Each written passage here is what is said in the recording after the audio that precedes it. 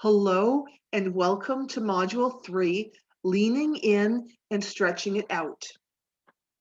3 weeks ago, you embarked on a journey of gratitude that began with a commitment to cultivate the habit of pausing at some point, putting pen to paper, and noting what you're grateful for every single day. That first week, we set the parameters of your experience by exploring different reminders and reinforcements to support you in establishing this new habit. Then last week, you learned what emotion frequently camouflages as gratitude. And if you haven't had a chance to check out that Module 2 video, I really encourage you to go back and watch it because it is just that pivotal. Last week, we also ventured to understand energy attachments and the importance of being aware of what it is that you're amplifying, not just with your words, but with your thoughts and your emotions. Remembering that what you focus on grows is the beauty of this journey. The more that you are grateful for, the more you discover the potential for gratitude, which in turn amplifies the amount of gratitude. And it's that upward cycle of expansion of gratitude. This week, we are focusing on leaning in and stretching it out, exploring variety with the practice, and stretching it out gently by incorporating details. We humans are creatures of habit, and it's far too easy for us to stick to the comfort of the familiar, even when it comes to our gratitude. Yet the potential for gratitude is never ending, and there is a wide range of areas that you are able to consider discovering gratitude. There's family and home. There's gratitude for your health.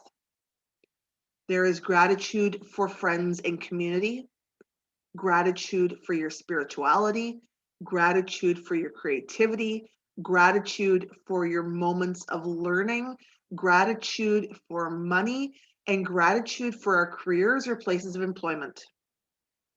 Now, don't worry about scrambling to write all those down because they're listed for your reference on this week's lesson beneath the video. And speaking of the module page, remember to scroll down all of the way so that you can explore the meditation that accompanies each week's theme. For week 3, I really want to invite you to explore broadening your experiences by examining the different areas of your life and then gently leaning in and stretching it out by including details in your written gratitude. This creates a moment of connection. It supports reflection. And reflection is a big, beautiful part of this practice. Reflecting on the events of your day as you pour your gratitude onto the page. When you take the time to include details in your gratitude, it's very similar to stringing a necklace. You begin with one detail. You pair it with a specific quality, and you follow that up with an emotion. We keep on stringing it together.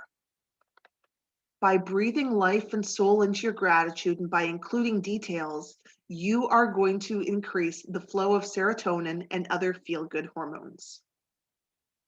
So where do you begin? What sort of details do you include? You can begin by incorporating your senses.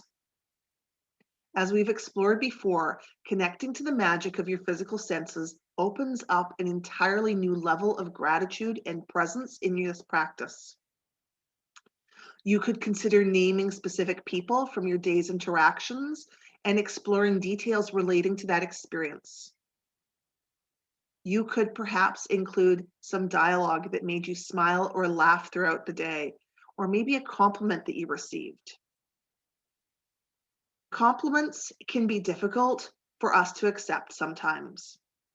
So I would like to playfully challenge you to note as many compliments as you hear in the weeks ahead. The compliment, who shared it with you, and how you feel when you have that moment to pause and to really let that in. By including the details and stretching it out, it's like following the breadcrumbs that lead you to connect with the emotions surrounding the events or the experience.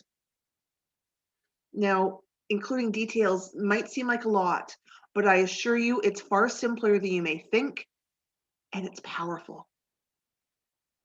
Take, for example, today I'm grateful I went for a walk. Now, that's great. We're honoring the events of the day, and that's important, but it's also a very broad and general statement. When you could include, where did you go for the walk? What did you see on the walk? What was the weather like on the walk? Imagine this.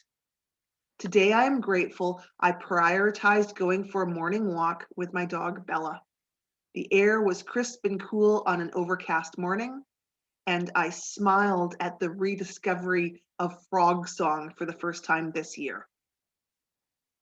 When we include the details, we are essentially revisiting the joyous moments of the day. Little happy moments that are so subtle, they could easily blur into the peripheral of a very busy day. Whereas writing it down, it seems to stick with you. Here's one that I remember writing from quite some time ago. Today, I am grateful to have watched my youngest bounce, bounce, bounce down the hallway as though they were little and pretending to be a bunny rabbit once again.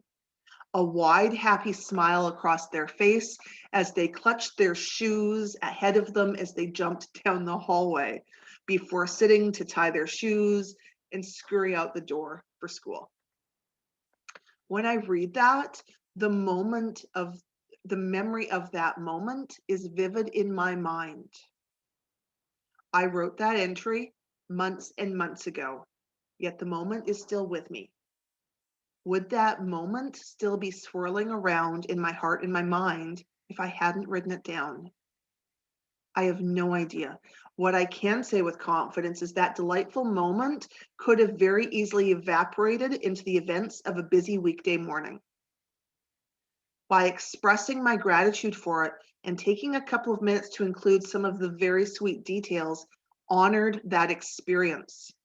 It holds the space for that experience to stay with me a little longer.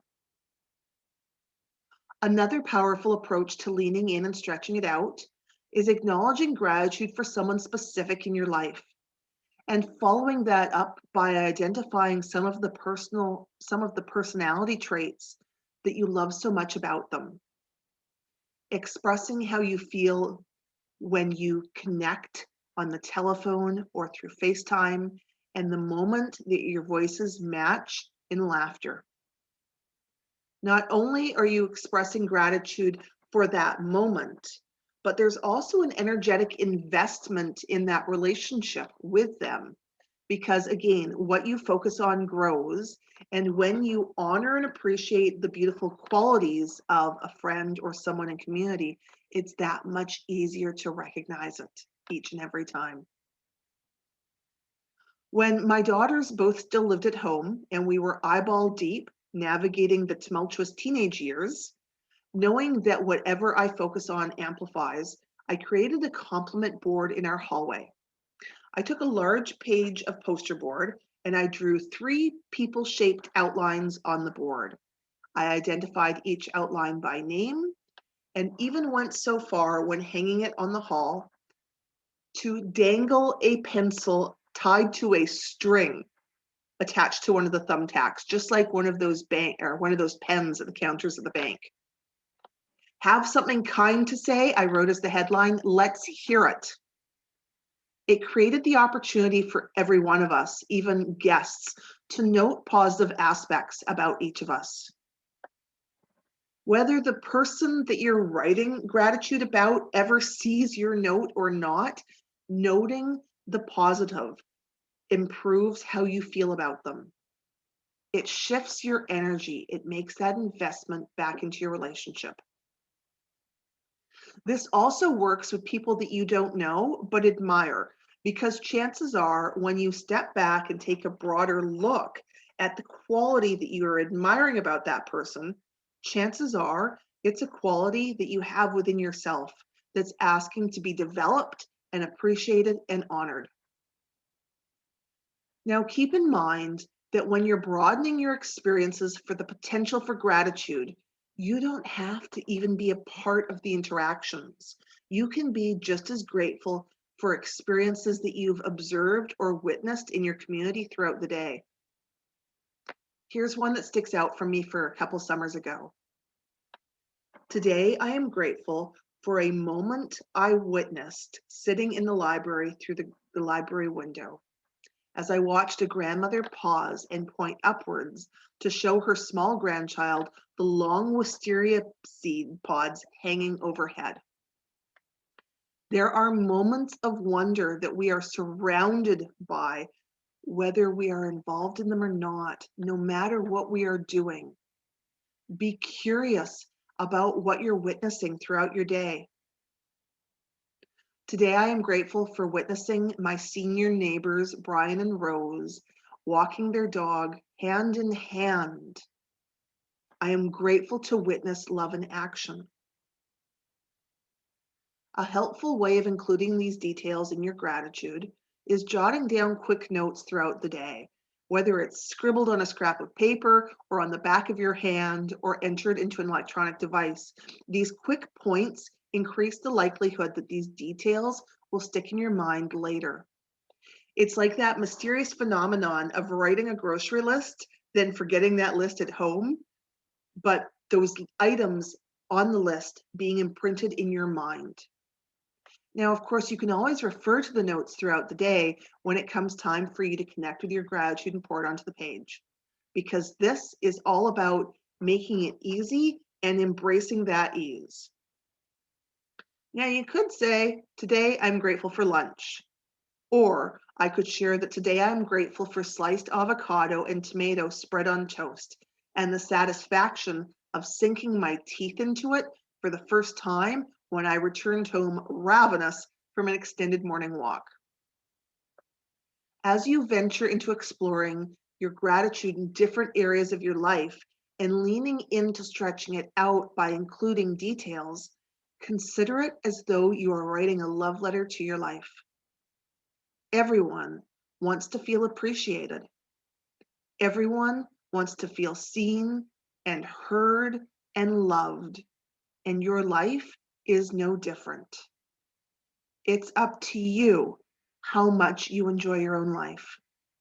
Dare to love it, to celebrate it, to honor it, and to express it. Thanks very much for your time and energy in learning how to lean in and stretch it out. Thumpity thump thump, thumpity thump thump beats my grateful, grateful heart.